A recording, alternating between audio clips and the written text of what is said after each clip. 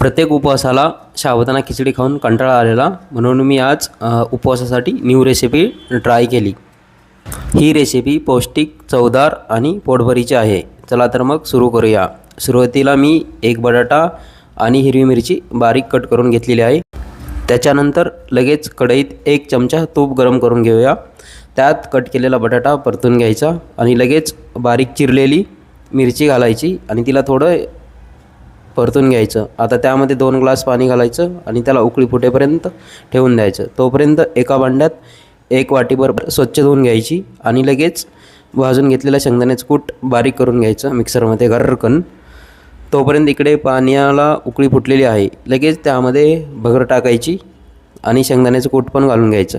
मस्त हलवून घ्यायचं आणि वरून चवीपुरतं मीठ घालायचं। मग झाकण ठेवून मध्यम गॅसवर 5 ते 7 मिनिटांसाठी शिजू द्यायची।